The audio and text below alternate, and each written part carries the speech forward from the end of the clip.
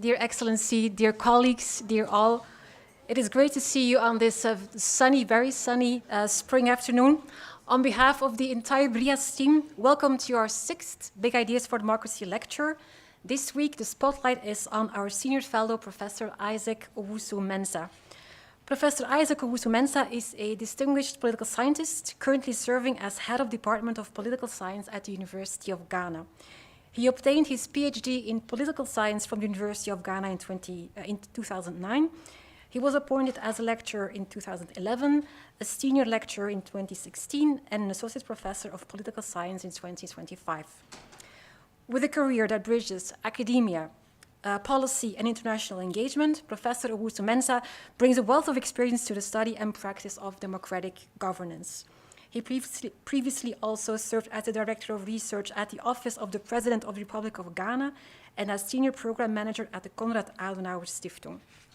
His research focuses on democratic governance and electoral politics in Ghana, and he has published extensively on this topic in peer-reviewed journals and academic volumes. Professor Owusu-Mensah has also built a strong international profile, serving as a guest lecturer at international institutions such as Humboldt University in Berlin, the University of Auckland, and the University of Waikato in New Zealand. In what follows, Professor Owusu-Mensah will speak for about 40 to 45 minutes, and after that, there is plenty of time for a Q&A with the audience. To welcome Professor, the floor is yours.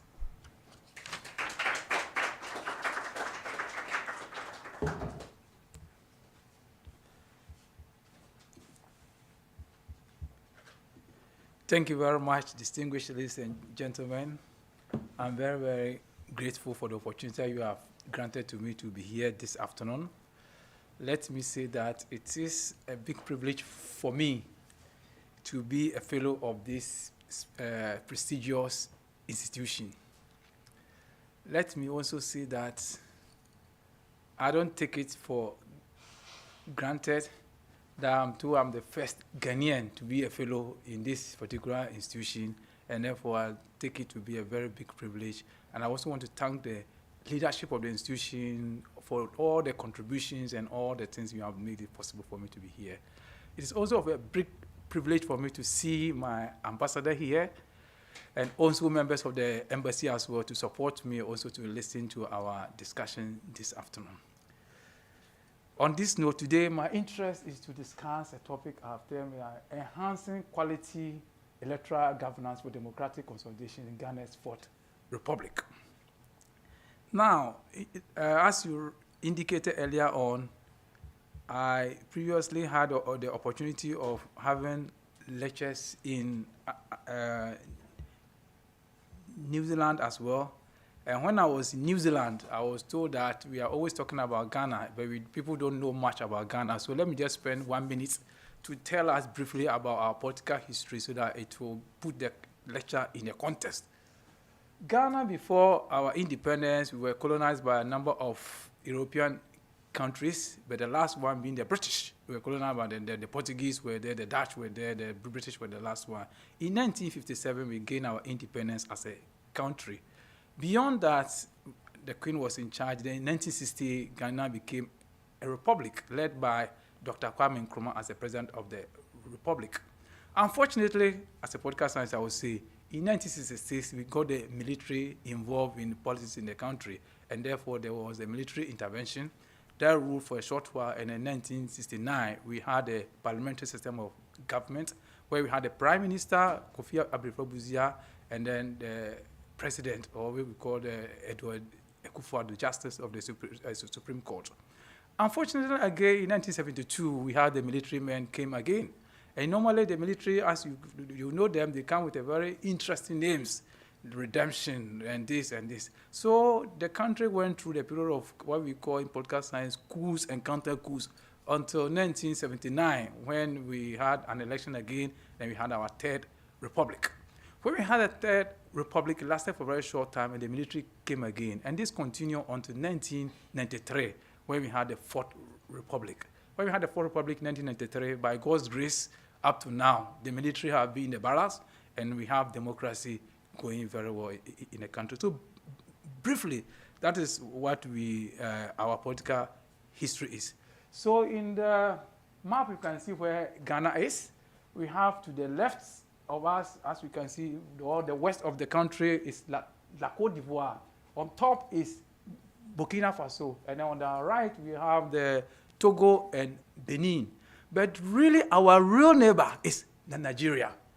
Because in Ghana, we speak English, not like here, we speak English. And the next two countries, Benin and Togo, are Francophone. So our real neighbors, I've said, is Nigeria. And people always ask about the Ghana jollof and Nigerian jollof, but we will not want to go into that details for now. Basically, Ghana, we have 16 regional capital or regions in the country, and we have other, I'll come back to the district assemblies and others, we'll come back to this. Basically, Ghana is made up of single chamber legislature. We have 276 members of parliament. I'm told Brussels here you have 150 members of parliament. We have 276. But of course, our number, we are about 34 million. You are 11.5 million, so we are much more than you. We have a presidential system of government. We have a hybrid system of government where members of the legislature, in fact, the constitution says that majority of the members of the cabinet must come from the legislature, or must come from the legislature. Now, if you want to be a president, you can only serve on 2 terms, which is 8 years. So our current president now, he says in his second term, 2029, he will hand over to another person to be the president because he will have served his 2 terms. That's what our constitution says. We have 2 main political parties. We have the National Democratic Congress and the New Patriotic Party. However, we have 16 registered political parties, but only these 2 political parties are tasted power.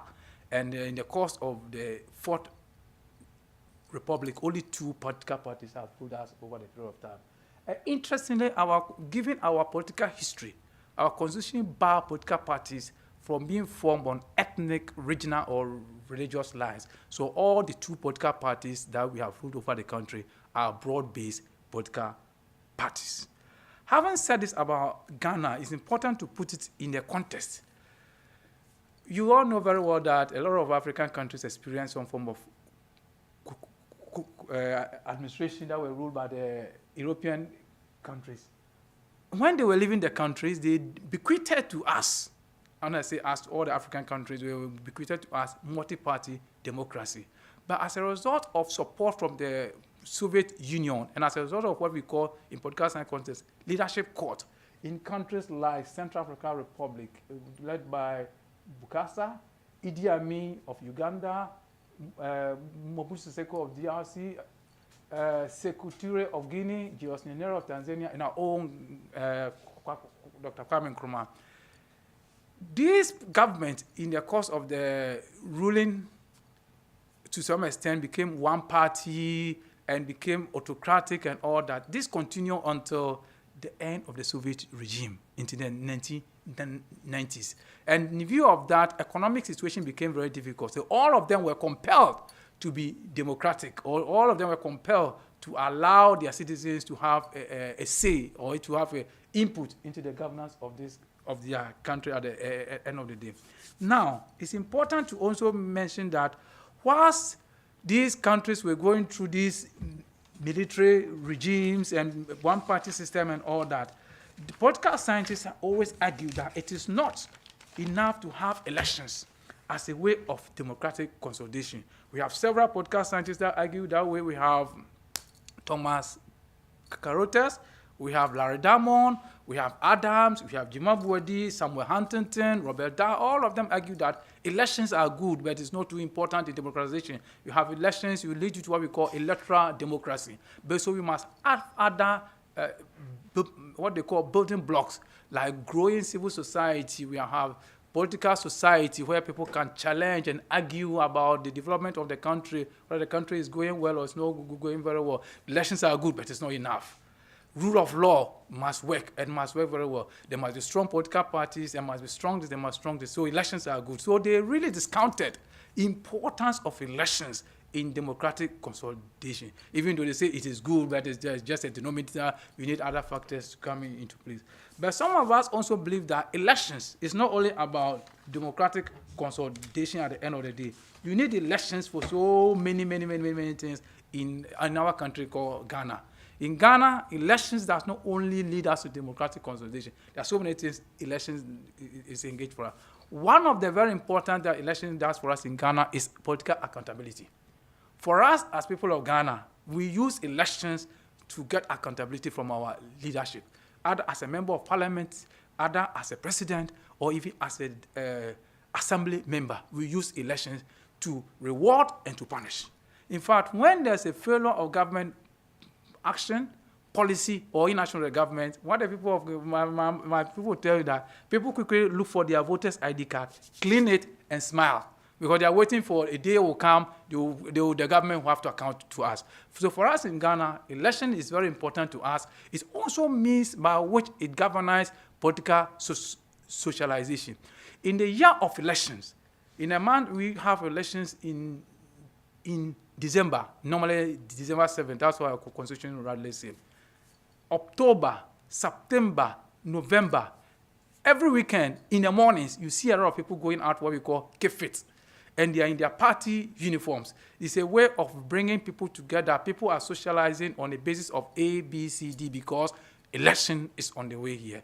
It's also a way by which it provides opportunity for training our young people, because they are learning the processes of leadership, they are learning the process of accountability and very activities that they engage in. And also elections help us a lot with conflict management. Consequently, the way election is organized and the way election is managed become a very very point for us as people of Ghana. And therefore, I'll move into the real topic that we want to discuss today, electoral governance. Electoral governance. What exactly is electoral governance? Electoral governance simply means the processes in which elections are organized, the process in which elections are conducted, the legal framework that leads us to the elections that we want to run at the end of the day. What is the legal framework and how is it being implemented? And if there are challenges, how do we have adjudication? This is all I'm interested in this afternoon. So when I say electoral governance, what do I mean? Electoral governance is rooted in the legislative design, through implementation, and through internal adjudication. How elections are organized. And in our country, Ghana, elections are not organized on the basis of the fact that we want to organize elections.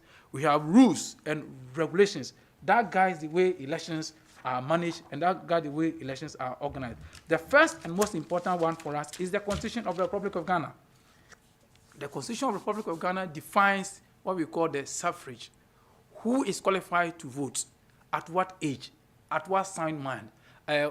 Is he a Ghanaian or is he not a Ghanaian? The Constitution defines that very, very well for us. And for us, you must be 18 years before you qualify to vote. The Constitution also defines representation.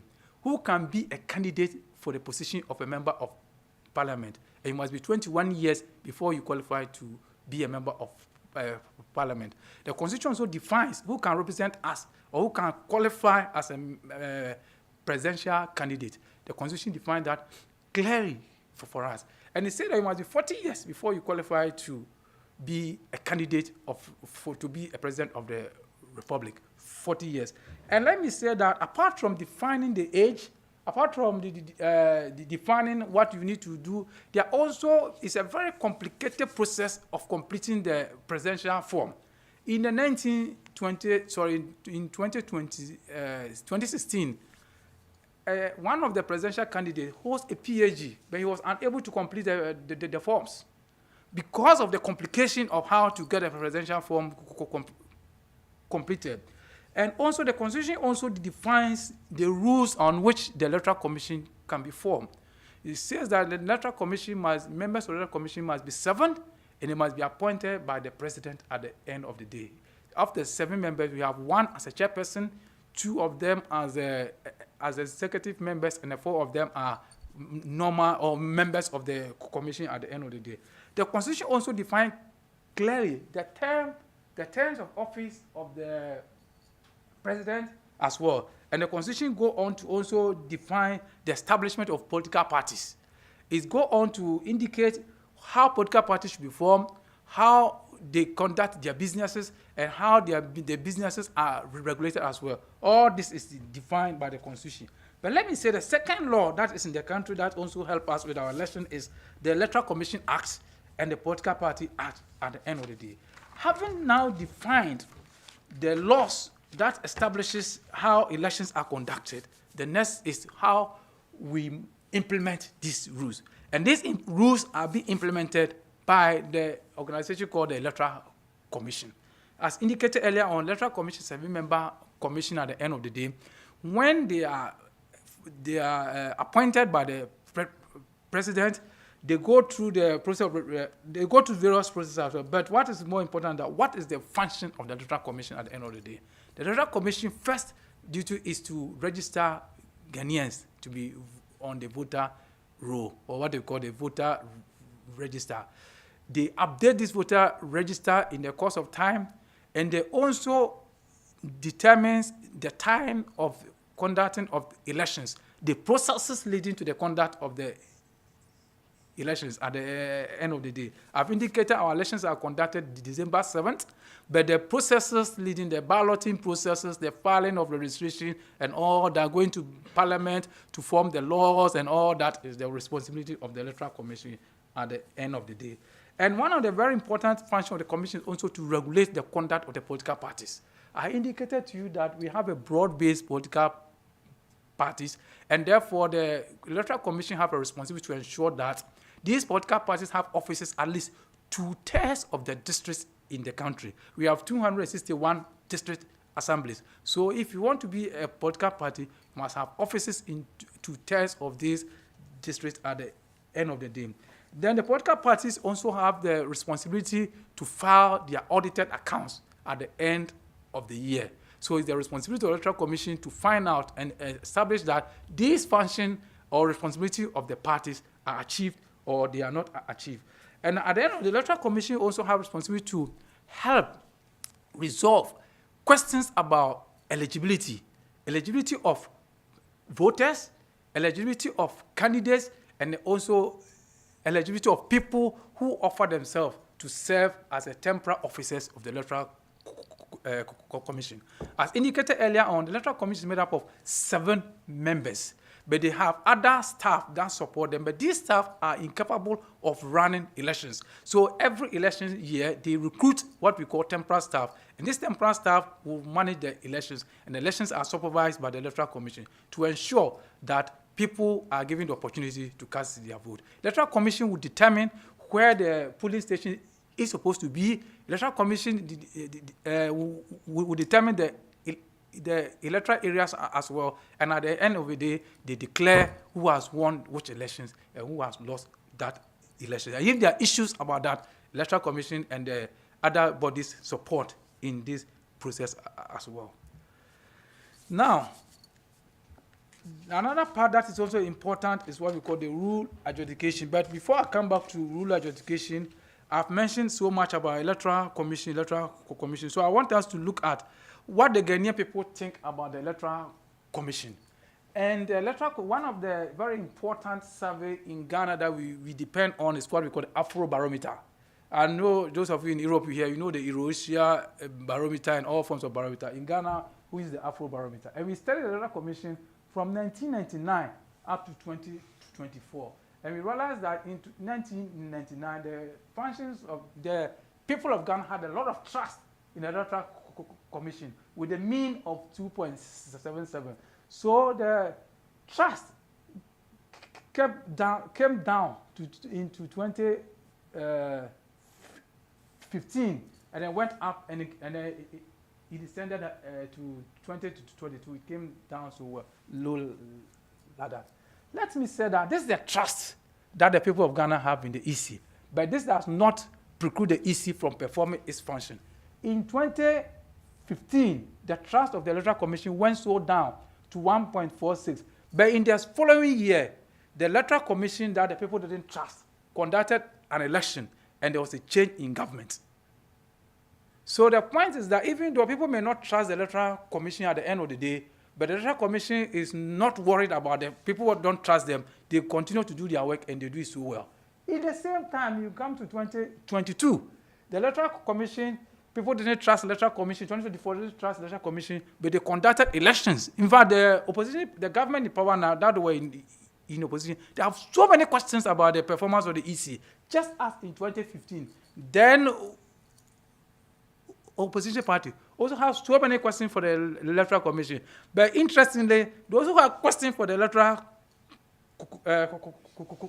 Commission at the time were the people who won the election. And the same thing got repeated in 2024. So the point is that we have in Ghana built a robust system that even if you are the chairman of the party and you become the Electoral Commission chair, you cannot rig the election for your party.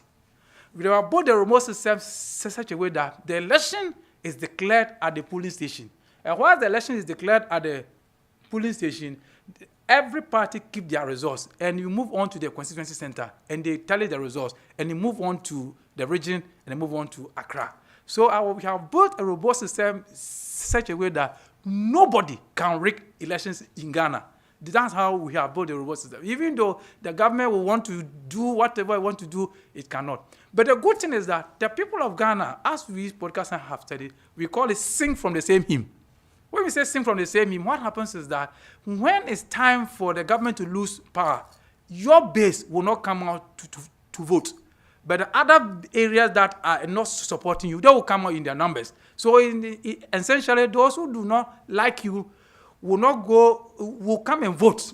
Who do not like you will come and vote against you. And those who like you, who likes you, instead of them to come in to vote to counteract your opponent, it doesn't work that way. At the end of the day, you lose the election. So we say in Ghana, the Ghanaians always sing from the same hymn. That's why I indicate that when government policies are failing, people quickly go and look for their voter ID card, wipe it, clean it well, look at it and smile. December 7th was when we come. And that's how we conduct our elections in Ghana. So this data you are the first to see because we are on the field now collecting data on different issues. So yesterday I asked them to give me this data for me to see. And we realized that the two political parties I mentioned, we have the NPP and we have the NDC. Now, NPP has little trust higher for the EC than the NDC because I indicated earlier on that in the 2022 and 2024, the trust of the EC came down significantly. And the NPP people still have some little hope more than the NDC. But the truth is that the NDC hope is not below the moderate. So at least we have some hope that if things continue to move the way it is going, the support of the NDC will also come up to join the NPP as well. Now, the good thing is that the smaller parties that are not too, I would say, relevant, but the smaller parties, their trust for the EC continues to go down. But the most important is that the two political parties, that is the NDC and NPP, still have a moderate trust for the EC. And I think it is good for us as a country at the end of the day. Now, I want to go back to rule adjudication. Now, when it comes to rule adjudication, that is very important to us as well because, as I indicated earlier on, we have two political parties in Ghana, and these political parties, we have the NDC and we have the NPP. NDC is center-left, and NPP is center-right. So certainly, there will be questions and challenges about elections because all of them think that they have the best solutions for the improvement of the quality of life for the people. But the seat is only one seat. So two of them cannot occupy the seat at the same time. One must win and one must lose. And therefore, we've also made a robust system by which dispute can be resolved when elections are conducted and they are not happy with their results. We have two main means by which we are able to resolve our issues. First is the official, or if you want, the legal means. We have defined in the legal means to be the court system, the judicial system, the High Court, the Appeal Court, and the Supreme Court. So the Constitution is very clear, says that after the declaration and gazetting of the presidential and parliamentary result, you can go to court. So issues about parliamentary elections, the first point of entry is the High Court. Issues of the presidential elections, the first place of entry is the Supreme Court. So in 2020 2012, we have issues about contention of the results. It went to the Supreme Court. In the same way, in 2020, we have questions about the presidential results of the 2020. It also went to the Supreme Court as well. In view of the challenges that the delays in the court system into the election year, the Chief Justice would designate 20 special courts to manage and also resolve election-related dispute as a way of their contribution toward democratization processes in Ghana. So that's what the judiciary does. While the Supreme Court is ready for the presidential elections. Now, there has indicated that as part of the governance process, as part of the rule making, the Supreme Court have also set up a mechanism in which this dispute will be resolved at the end of the day. And when the issues come to the Supreme Court, it's well and quickly, if you want, dealt with. In the High Court, too, the same process are done. But if the issue in the High Court is not satisfactory to one of the parties, they have the right to move to the Appeal Court, right to move to the Supreme Court as well at the end of the day. Then we have our own internal means of resolving what we call IPAC. The IPAC is called Inter-Party Advisory Committee, and their function is to help resolve election-related conflict before they come up. So they serve as a preventive mechanism.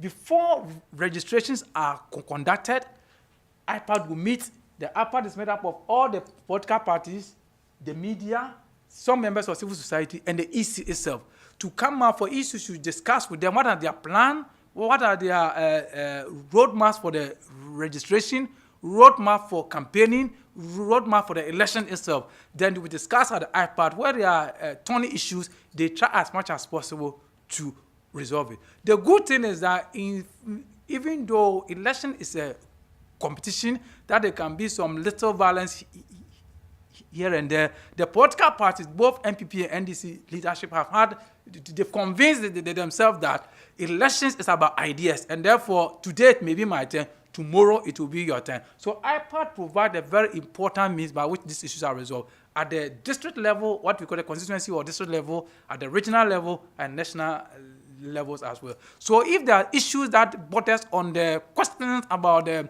integrity of the processes, they move to IPAD to get it discussed.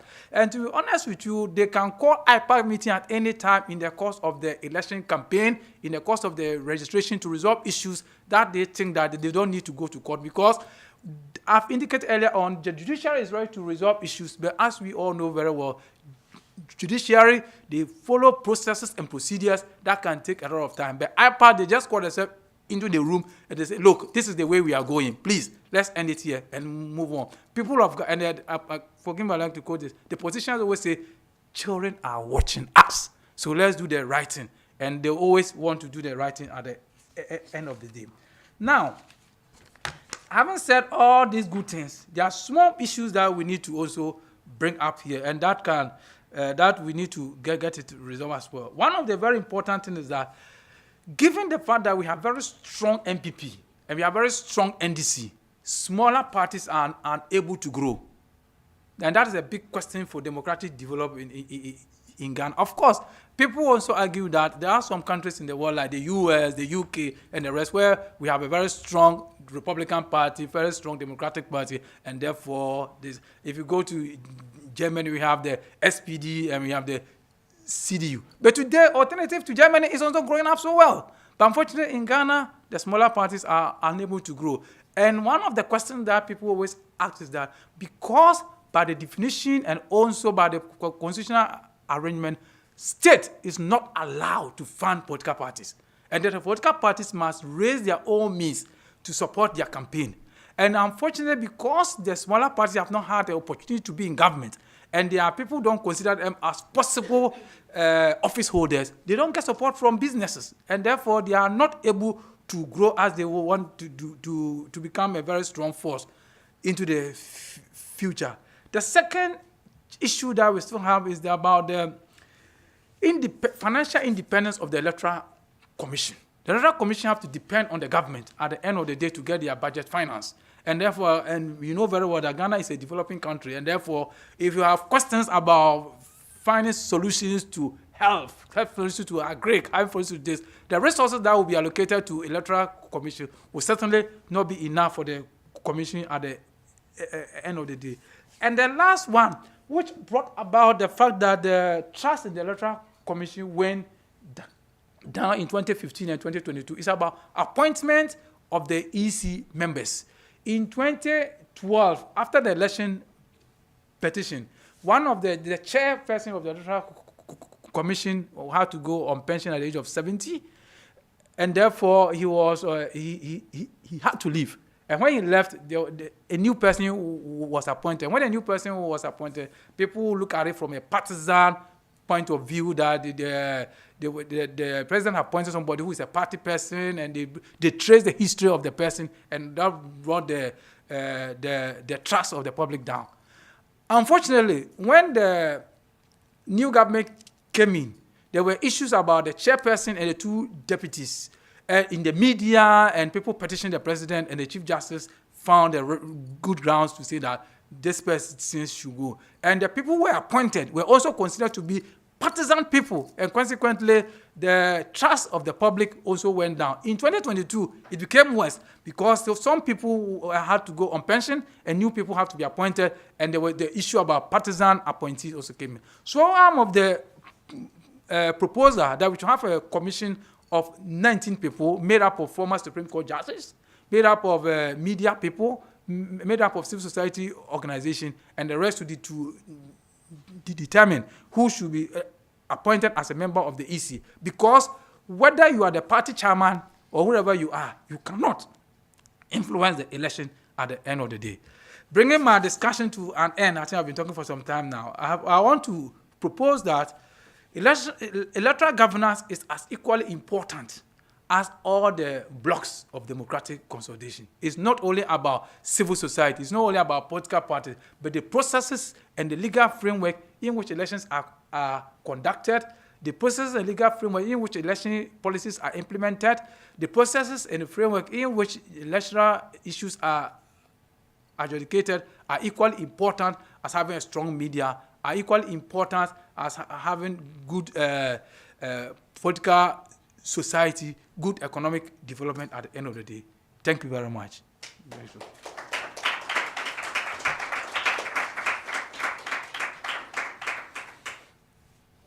Much. Now we have time for questions from the audience. Who would like to go first? Okay, thank you. This was a bit of a whirlwind of a presentation. Went very fast, but it was very, very interesting. So thank you very much. Thank you. You are a whirlwind, I think. But I have a couple of questions regarding the politics of Ghana. When I was looking at Ghana, and especially like the surrounding countries like Togo and Cote d'Ivoire, I saw that Ghana is like a bit of a beacon of democracy, right? It's one of the very few democratized countries in the region. How can you actually explain the exceptionalism? So why did democracy succeed in Ghana and maybe less so in the neighboring countries? Thank you very much. I think in Ghana, we have something we call the Ghanaian concept of time. The Ghanaian concept of time simply means that when elections are conducted and people lose elections, they are told that, you know what, 4 years will come by opening of your next eye. So as soon, at a blink, you have another 4 years, and we have elections being conducted. Even there are people who know that they've been cheated in the election process, say, look, you know what, 4 years will come very soon, very, very soon. Just have hope and faith that you'll be alive.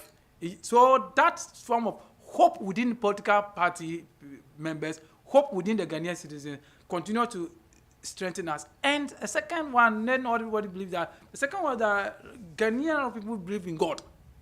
And they think that if you don't win elections, it's not the will of God. It's the will of God, you will win the election when your time is due. And there have been several candidates at the parliamentary level, at the presidential level, who believe that when it's the will of God and your time is ripe, you win the election and win it very well. And we have the former president who just left and the incumbent presidents. All of them have said this, that, look, they believe that when the time is at hand, they will be the president. And then when the time was at hand, they became president in a very glamorous way. So all the young people who contest elections at the student level and they lose elections, you know what? It's not the will of God. When the God time is up, I'll be there. And there are two examples that have indicated presidential, but in the parliamentary, there are several examples. There's several examples across the country. And the second thing is that Ghanaians, we have experienced the military so much, and we think that we don't want to give opportunity to the military to come in. Especially in 1979, there was a lot of fight between the two political parties, and the military took advantage. As a teacher of military in politics, one thing I can say is that the military always look for loopholes and the fight between the two parties, and they step in. So in an event that there is a demonstration day 1, day 2, the government will do everything to not allow the demonstration to go to day 3. Because when the demonstration goes to day 3, the military will step in. So we think we have had enough of the military, and we don't want it to come in. And let me also be quick to add that both MPP and NDC would prefer that one of them is in power than the military in power, because it's only 4 years, and they have a chance to go for election. We have had a military government that came in for provisional time of 11 years. And they don't want to have the provisional time of 4 years. So NDC will be happy if MPP is in power than military be in power. The same way NDC will be happy, MPP will be happy to see NDC in power than the military be in government, because it's 4 years. So that is what we have over the years agreed among ourselves. Look, let's just keep to this. And that has kept us going. And we realize that democracy is the only game in town. We don't have an option. So we just stick to it. Okay, thank you. Can I ask one more question? Yeah? Okay, sorry. I also saw that the Ghanese population is quite young, and that the young group, or the group of young people, is actually growing quite strongly. How do you think that will affect Ghanese democracy in the long term? Do young people think differently about democracy, or do they promote new forms of democracy? The young people, there's a study that I just showed you. The young people in Ghana, in the past, have been very much interested in democracy, and they are still, some of them are still interested in democracy. But as a student of politics, there's some development going on in the country that I'm a bit worried. I'm worried because you see young people posting pictures of the Burkinabe leader, and that is worrying for us, because it leads to what we call simplicity. Simplicity means that they don't care who is the guy at the top there. Provided there's economic outcomes and then there's law and order, life is good for them. That is the difficulty we have. But in general, the study that, as I said, is ongoing now, we've noticed that people think that democracy is the only way to go. But what they have indicated in the study that is ongoing, that they say the biggest threat to democracy in Ghana is corruption. That's what the young people say. The biggest threat to democracy in Ghana is corruption. So for now, they are still holding on to the power of the democracy. Unfortunately, the young people have not experienced the military regime. So they have no idea what it means to not to have democracy. And therefore, they think that the Burkinabe leader is doing very well, and democracy is not really so much, but let's live in simplicity. So we have a lot of work to do to educate the young people that, look, this is the only path we chart for ourselves, and we must follow the path. Yes, okay, yes, sir, the ambassador. Thank you very much, and thanks for your presentation. Okay, thanks for your presentation. I think I wanted to add to your question in terms of why democracy, there's peace in Ghana, or electoral politics is prevailing in Ghana. What I can also add is that the military itself, they want democracy to prevail, because when there are coup d'etats, it affects a lot of military personnel. And there was a study that was carried out in 1998, and we're doing it on the governance system, within the military. I mean, when the military regime is in power, you realize that there's no transparency. the military budget, and yes, because 1998 was a serious one where, you know, there were a lot of debates on it. The opposition was in parliament, so they discussed it, and they realized that there were a lot of, you know, transparency issues with the military budget. So the soldiers themselves were not happy, and so they want to have democracy to prevail, and then they can lobby and get their appointments and whatever it is. So the military itself, they are not happy with, you know, military regimes in power, because when they are in power, there is this subjective control where they will select some people to protect, you know, the incumbent government, as against the military structures, you know, going through the military structures and ensuring that, you know, everything is done according to rules. And so the military itself, they don't like it. And it's because they have tested military regimes and they know the consequences. If you compare to other West African countries, the Francophones, they have not had military intervention, so they have not experienced it. But ours, we have experienced it for a long period of time. Some of us were in secondary school at the time. We had to go out and carry cocoa. You know, there were so many things, abuses. So that is it. So the military itself, they don't want military regimes in power because it affects their corporate interest and, you know, their promotion and all that can affect them. The question that I want to ask is, normally when there's a new government, there's this principle, I don't know what to call it. There is always winner takes all. Yes, sir. Now, if a government comes to power and has access to all the positions, all the juicy things, can that affect our democracy? Or is it not already affecting our democracy? And what can be done? Thank you very much. I think, thank you very much for your contributions and then issues and insight that you have given to us. You are right. When there's a government in power, it's winner takes everything. In the premise of our 1992 Constitution, wrote this, and then I would like to go say that the executive power of the state shall be invested in the president. The executive power, it means that every executive decision in the country is in the hands of the president. I don't know whether most Ghanaians have read that part of the Constitution, and therefore, to extend that, even there's an accident, right now, our current president is in France for the World Health Program. If there's an accident in any part of this country, in Ghana, they will call the president. It is his fault. Unfortunately, because of that nature and that article in the Constitution, the president will want to give the responsibilities to people that he can trust. And very few people can trust the opposition party with the power that they've been granted to. I mean, there have been a lot of debate about CEOs and certain very important positions be kept by civil servants and public officers. I have a different opinion. My opinion is that certain positions have to be determined by the president. It would have been good to have some opposition members serving some responsibility, but I also think that some responsibilities must be determined by the people who share the vision of the president. They may not necessarily work against the president, but they don't share the vision of the president. So that does not support democracy so well.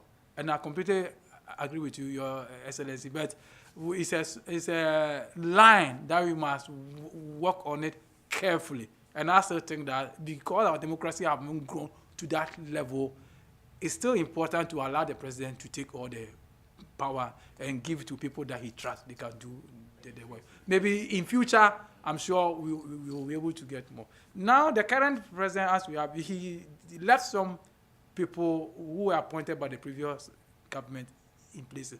There were a lot of rancor from his own party why they were keeping those people. And not only from his party, but also from the opposition party as well. They think that these people who were appointed and benefited from the last government were serving the interest of the opposition party at the time. So your party is not giving you peace. Their party is not also giving them peace. So it will be just good to just leave the space and let others do.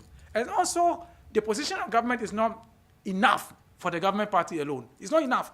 There are still people who work very well for the government to come to power, and they are still walking around. They don't have any position given to them yet. So you still want to ensure that they also get something in order for them to work for the party into the future. Thank you, sir. Yes. Good afternoon. Good afternoon, boss.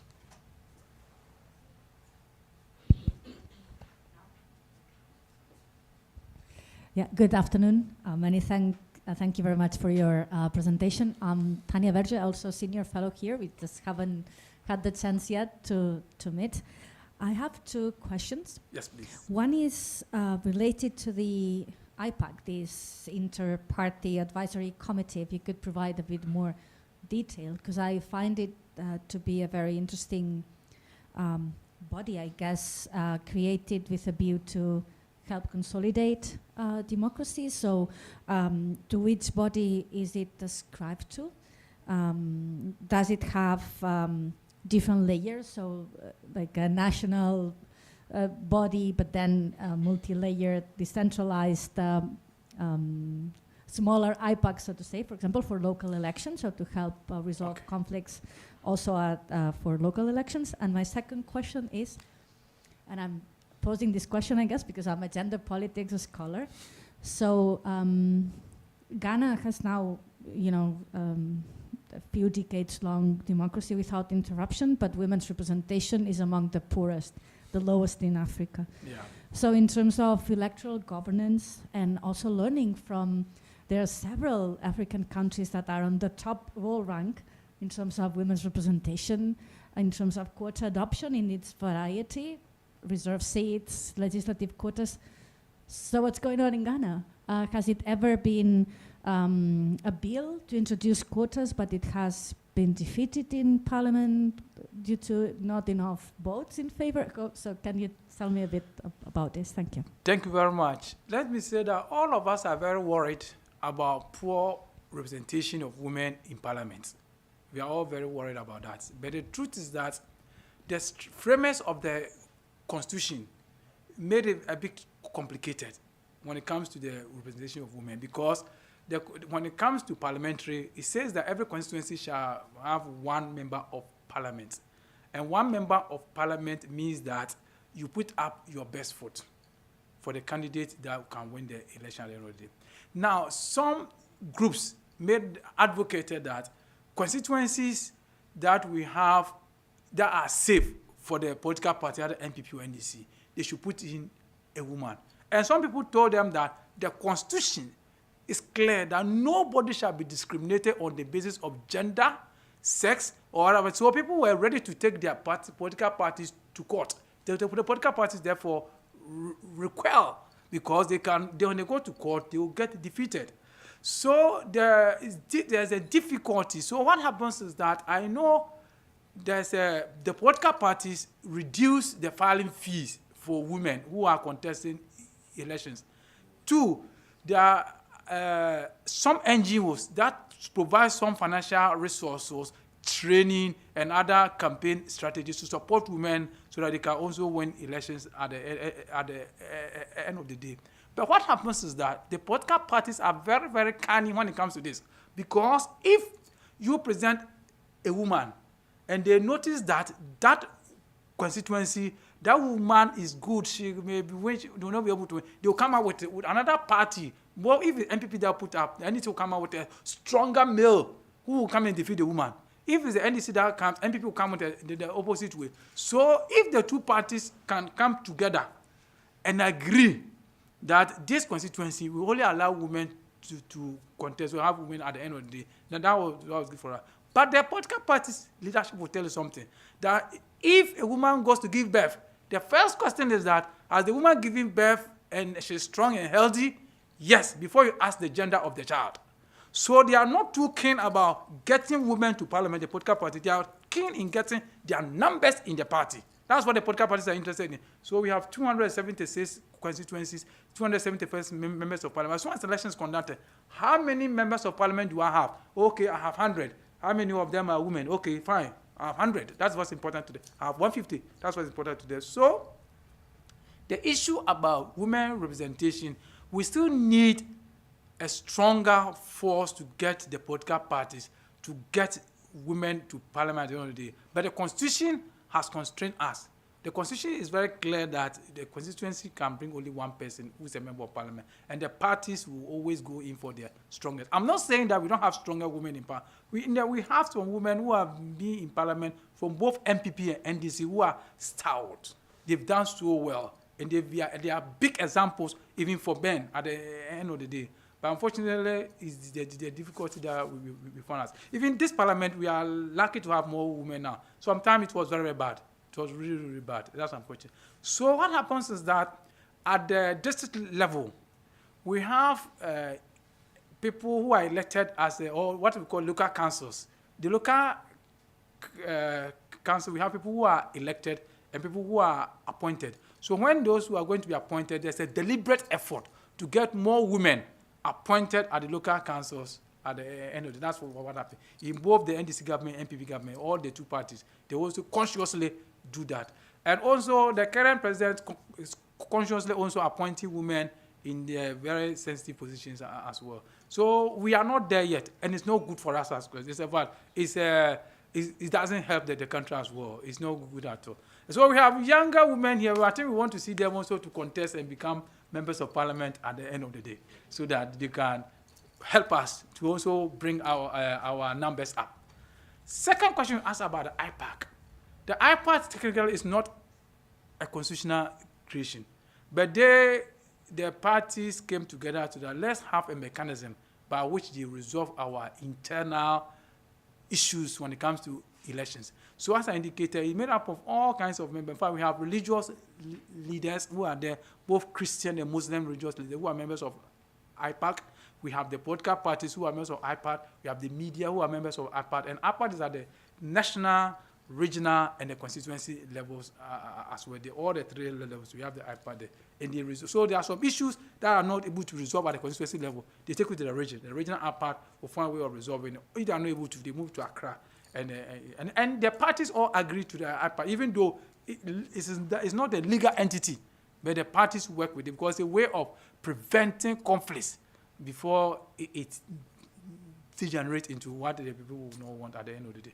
Because the political parties have come together, look, at the end of the day, we are in it. So if there's the country bends, all of us are going to bend, we have nowhere to go. So let's try to resolve our issue. And they try to resolve their issues. Let me just give you a very small example. There was elections, there was what you call by-elections. By-election in Ghana is a very hotly contested thing. And there was one by-election in Western region. And there was confusion between the two political parties. And they came together, the two political parties, NPP and NDC, came, look, we are all from Accra, that we have come for this. If this place gets bent, we will be the first to be bent. Let's make sure that there's no confusion. And that ended the fight, the violence, everything ended. So the IPAC serves a very, very important role in our democratic process. Thank you very much. I wish I could have better answer for the gender, but unfortunately, yes, sir. Thank you very much, Prof, for the insights. In fact, even those of us who are Ghanaians, some of us are, hearing some of these issues for the first time, and I think it's enlightening that you have this opportunity to speak on some of the most important things concerning elections in Ghana. Now, I want to follow up on the question regarding women participation in politics, and I want to ask whether in tackling the problem, whether we are looking at a cultural dimension.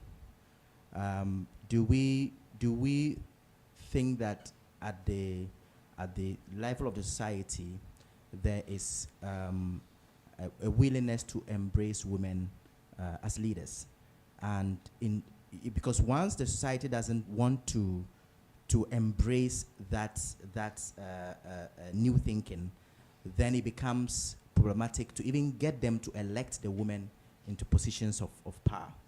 So I'm thinking that if we're looking at improving or strengthening women participation in politics, then we have to look beyond maybe the funding question. And we have to look at it from a cultural point of view. How do we ensure that society embraces women as capable leaders? And then I also think that sometimes you cannot get success if you jump the gun.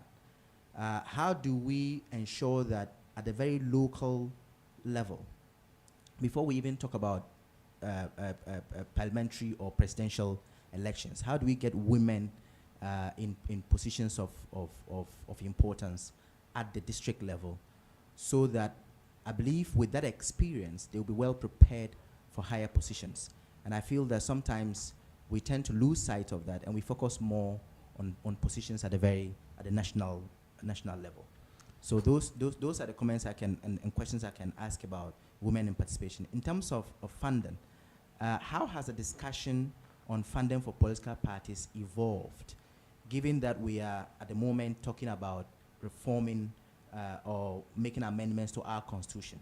I think there's a constitutional review committee that has just submitted a report, and I don't know how they have addressed the question of funding for political parties, because the risk of the prevailing situation is that political parties will be forced to seek funding from sources that probably would endanger our democracy. And so you want to be interested in how political parties get funding for elections. And I don't think the prevailing situation helps, especially for the smaller parties. And I would be very interested in knowing how the discussion is evolving on funding for political parties. Thank you very much. Thank you very much. Let me start with the funding of the political parties. The funding of the political parties is a very thorny issue. Let me be very honest with you. It's a very thorny issue because, as indicated, that the political parties have a responsibility of filing their audited accounts at the end of every year and also every election season. Unfortunate thing is that the NPP will call NDC. Charlie, don't take it there. Please, are you following me? The point is that the elections in Ghana is managed by the two political parties. Anytime the two political parties have an agreement, it means that this is the way the country has to move. So what happens is that these two political parties, they decide, in fact, all the smaller parties quickly, the EC is quickly able to crack the whip and they file, but the two political parties are very adamant in filing their, and the EC becomes helpless. And unfortunately, for the two political parties, unfortunately for us, the two political parties seem to be comfortable with the current state of arrangement. They are not interested in state funding of the political parties. The two political parties are not interested because the truth is, how much resource can the state give to a political party in running an election? Because the citizen of Ghana will be very, very mad at the government to give 100 million to the opposition party for elections. But in elections in Ghana, 100 million Ghana cedis is nothing. It's a peanut. But the people will be very angry with it. They'll ask the question, we still need money for the health care. We still need money for water. We still need money for education. We still need money for that. And you are giving 100 million Ghana cedis for an election? Government, are you sure that everything is right with the management of the state? They'll answer this question. But this money is really nothing in the context of elections. So now the political parties, two of them, depend on businesses to support them. They do fundraising. And the question is that, is the businessman giving the money as a donation or they are giving the money as an investment? It's an investment. It's an investment. The businessman will tell you that the money doesn't belong to me. It's the money I've taken from the bank. So I'm investing in you so that when you come to government, you will also give me some contracts to engage in so that I'll be able to. And the interesting thing is that the businessmen in Ghana are also very cunning. They support NPP and they support NDC. Come what may, one of them will win and you have business to manage. So that makes the funding of the political party a very difficult one. The third issue about the smaller party is that, you see, for smaller parties, if you look at the theories and all the issues about smaller parties, the smaller parties should be willing to sacrifice for future members of the smaller parties. Unfortunately, the smaller parties in Ghana are not willing. They are bought by both the NPP and NDC, the smaller parties. When they are going for their Congress and they are going for elections, they go to NPP to take some money, they go to NDC to take some money to contest and win elections to become the national organizer or the whatever executive position that they are contesting with. And if somebody has given you money to become a national organizer and we go for IPAC meeting, are you going to speak against the person? You are not able to do that. So that makes the growth of the smaller party quite a difficult one. Now, on the question of the gender, in fact, there are a lot of cultural barriers as well that we know very well. There are a lot of cultural barriers as well that stifle women. Because women that step up to contest elections, people look at them with all kinds of questions. In fact, in Ghana, if you are a successful politician as a woman, one, people will call you that you are engaged in infidel activities. You don't respect your husband in the house. They give you all kinds of names if you're a woman and you step out. Meanwhile, man steps out, there's no question about that. Two, a woman is going to contest elections. The husband can tell you, stop. Choose between your marriage and the elections. But when a man is going to contest elections, he only informs the wife, I'm contesting for this election. It's not seeking the permission of the wife. Unfortunately, these are cultural issues that maybe as time goes on, we all of us get more enlightened. We will begin to appreciate the role of women can do. But also, let me add that not everybody appreciates, but also some people think that when the women get the opportunities as well, their services to the society is not the same as the services to the men. So people raise questions about that. So they prefer to look, let this person, yes. So that is it. I'm ready for more questions, please. Yes, does it work? Yeah. So it's thank you for the lecture. It was really interesting.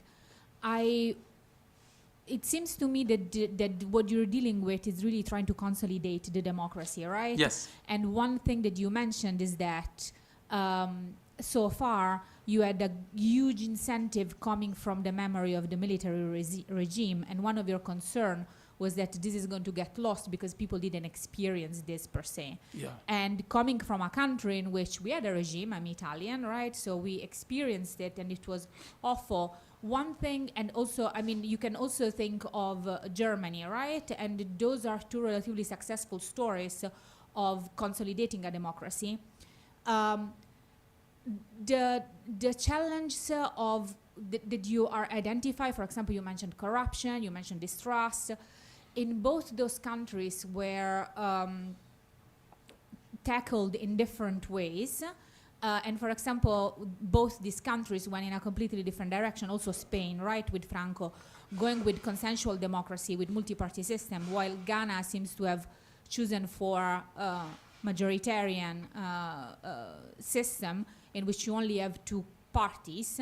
And this could be difficult, right, when it comes to conscientious things, because it's difficult to install the idea that we all have to agree to something. It seems that you are struggling with this. So one thing that I wonder is that how engraved is at this point this idea of having a majoritarian system. It seems very engraved to me.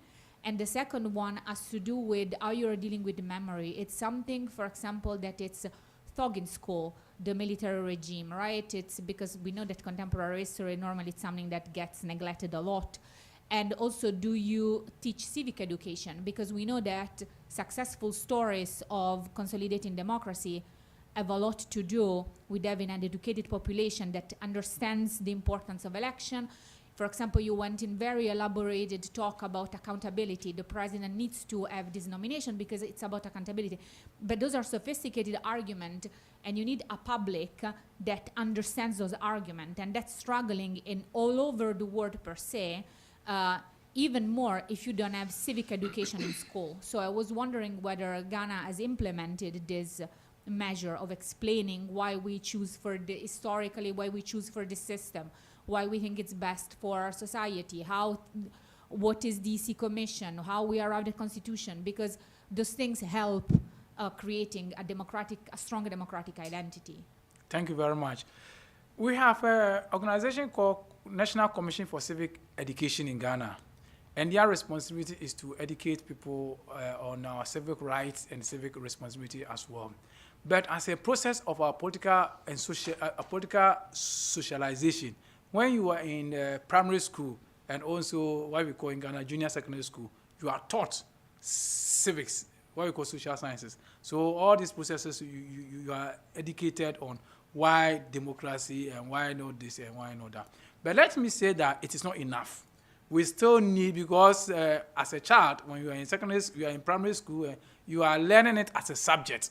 You are learning it to pass your examination. But having passed the examination, enough, let me move on to read my science, read my medicine, engineering, and all that. So the civic education, National Commission of Civic Education, still have a responsibility to educate Ghanaians more.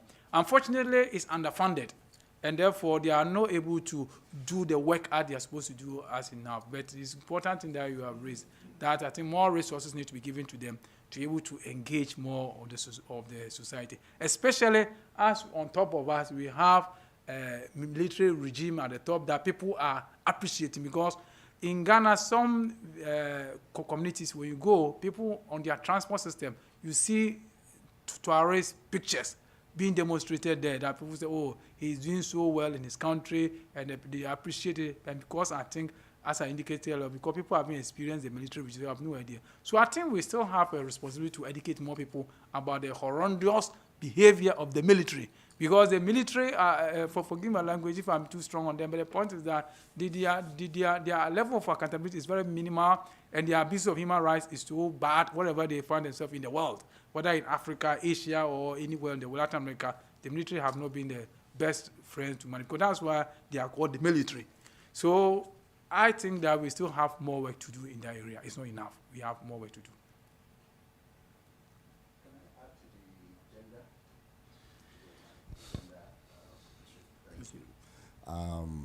From my experience, if you look at all the women who have been elected into parliament, you see that they have a common trait. They are well educated, they have exposure, and they have resources. These are women who can tell their husbands that I want to go and file for this position. And the husband will say, okay, go ahead. She's well educated, she has exposure, she has resources. The man cannot tell him, no, you're not going, because he knows the woman, she has capacity. So for me, what I think, should be done is education, giving the women exposure, and if the women are in good businesses or in good positions, they can easily contest. The issue is those who don't have those qualities, it's very difficult for them to avail themselves for political office, and most of them will shy away. But let's take she as an example. She was a student politician. Is it SRC president? Yes. Yes, she was a SRC president at the University of Ghana. Yeah. She's very confident. She's very capable. She can do many things, and I'm sure she will one day stand for, electoral, whatever, for parliament. Yes. She will do it, and maybe contest to be presidential candidate, maybe. So it's the education, the exposure, and then the capacity when they have it. And the husband is, also quite a strong person in Ghana, but she can speak to the husband, convince him, and stand for elections. So it's the education, the exposure, and capacity. Those are the most important things. That can defy the cultural barrier, and they can be pushed. All right, thank you. Thank you very much, Your Excellency. Thank you very much. In democratic discourse, there's a common argument you hear, and I'm talking about the discourse in our part of the world. There's a common argument you hear, which is that democracy, as it is being practiced in our countries, and I mean our country and all those countries in the region, is an importation from the West. You hear that a lot, and a lot of young people would make that argument very strongly, that when we imported democracy, we did not more or less make it fit for purpose. Whatever we do is very akin to what is done elsewhere. And I want to know whether whether you tend to, you're confronted with this problem when you hold discussions on democracy, and if so, what does that mean to make it fit for purpose? What do we have to change to make our democracy unique? And does it make it less a democracy when we tweak it to resemble or to align with our identity? Does it make it less a democracy? And how do we even do that? Thank you very much. When you were asking the question, I almost said you have opened a Pandora box. It was a huge discussion about whether democracy is good for Africa or is not good for Africa. In any case, what is democracy?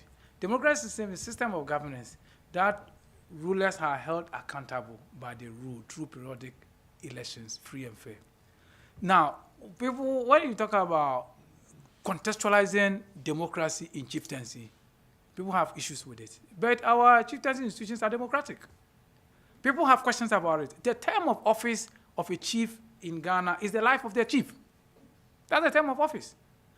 The leaders in the course of your term of office, you can be impeached.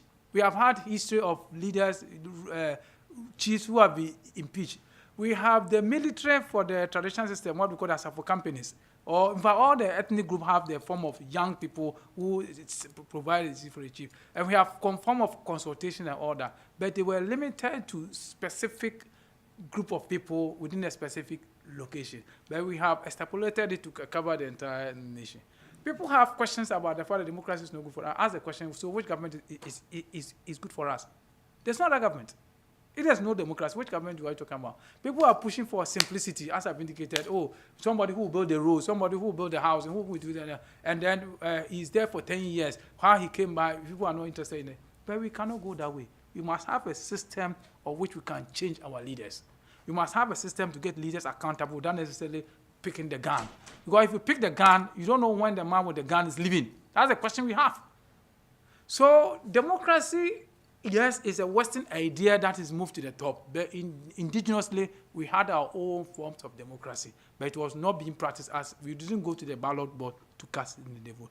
Even in the Ghanaian society, the processes of choosing who becomes the next chief is documented, is coded. And if you jump it, somebody will take you to court. Because it's a coded process as well, which is democratic as well. So I have a problem with people who say that democracy is not for us, it's from the West and all that. It is for all of us.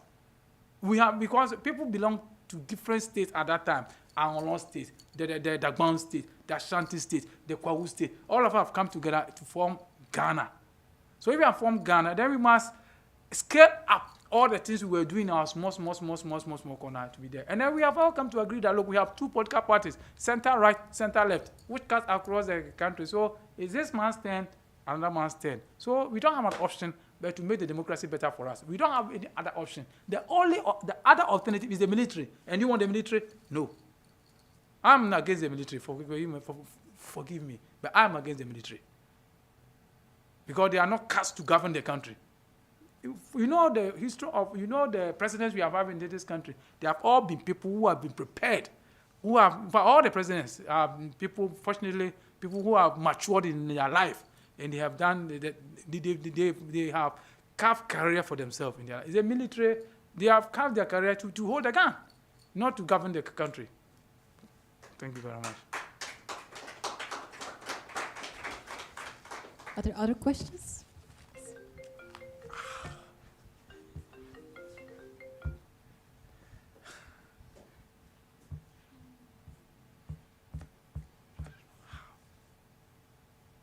There's a question for me. Yes, yes. I'm sorry to take the mic again, but this is a very interesting topic, especially as a Ghanaian, and also as a person who likes to engage in these kind of debates. There are two things I want to get clarity on and your opinion on. One has to do with the argument that the four-year period, it's not good for. Can I proceed? Yes, please, go ahead. Yes. So one argument is that some people feel that the 4-year period is too limited for a government to make an impact. And so I think the Constitutional Review Committee is even suggesting a five-year term. Okay. I don't know what you think, what your personal opinion is on that. And then the prevailing trend in fact, the constitutional provision of appointing ministers from Parliament.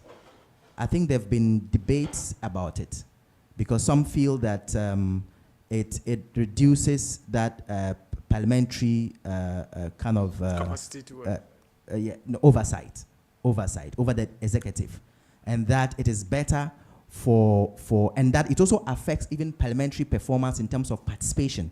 Because a lot of them, because by virtue of the fact that they're in the executive, sometimes do not get the chance to even attend parliamentary proceedings. And so there are many times where there are important debates in Parliament and it's empty, virtually empty, especially on the side of those in power. And so I don't know what your opinion is as to whether the executive, there should be a clear kind of divorce between the executive and the legislature, so that to enhance oversight over the executive.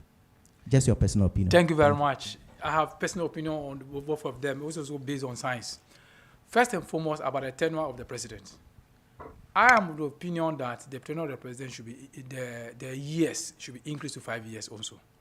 Because when President Kufuor was leaving the office, when he gave his last sessional address, he made it clear that the 4-year term is too short, so it should increase to 5 years. And I also have the opinion that the 5 years, it will serve the country very well. People are of the opinion that it should be given 7 years, only one term. I'm against that. Because if you get a bad leader, you have to endure him for 7 years. And this will be a recipe for the military to come in. So I think that 5 years is not long enough. We should go with the 5 years so that you still have the opportunity of that. And there's a lot of debate that has gone on that. But the OECD countries that are not having a king or this thing, they all have the 5-year term, except those who have the presidents and other things like Germany and the rest. But all of them have a 5-year term. So I have opinion that 5-year term is enough, because 5-year term is good. It will be good for us, so that the president can have 1 year to form the government. Forming the government can take a very long period of time. President Mahama was so lucky that because he's been the president before, and therefore he had an idea of what it means to form a government. President Kufuor first year, is virtually for the whole year forming the government. When President Mills came, the same year. When President Kufuor came, it was the same year. You spend the entire first year forming a government, because you want to ensure that you are meeting all the interests of the people who help you to win the election. The women interest, this interest, that interest, ethnic, this, that. So, and that is very, very complicated arrangement. So out of the video, 5 years is good for us. Yes. But when it's 5 years, the current president cannot enjoy it, because he was sworn in on the basis of the 4-year constitution. So the next people who come would enjoy the 5 years. The issue about separation of powers, about members of parliament not coming from the executive not coming from parliament, it's a good idea in theory, but in practice it will not work. I'm very honest about it. Why would I say in practice it will not work? We have, and through the campaign of the members of parliament, they've told us that they are development agents. And if you are development agents, people have a high expectation of you as a development agent. And so if you are only restricted to parliament and you don't have access to some resources, it will be very difficult for you to maintain your seat, number one. Number two, that's the first one. The second issue is that all the political parties, they send their best men to contest as parliamentary candidates across the country. All the political parties. That is why Hilary Liman had a problem. Because all the people who helped him to win power were not allowed to become ministers. And therefore, he has to go around shopping for people to become ministers. And there's a problem in Ghana, proverb in Ghana, who should work and who should chop? So the question, that's the problem. So you put all your men in to contest as members of parliament. Now they are members of parliament only to sit in parliament. And the resources that we give to members of parliament is so meager as compared to demand that they need their constituency. But if they are minister, when I'm going to my constituency, the minister will fuel my car so that I can go to my constituency. And I also benefit from a contractor who has come to say thank you for the project that has been awarded to the It is not that we are demanding, but he will come and say thank you to you for giving me a contract. And therefore, I can do some work in my company. So I have the opinion that we should keep the current system. I know people who are pushing that we should have strict separation of power. It will not work. Because you have to go to parliament for approval, and they will not approve it.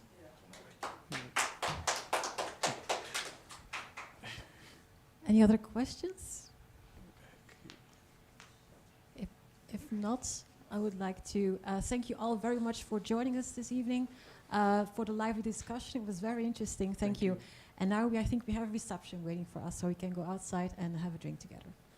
Thank you very much. I thank all of you for coming. I'm very, very grateful.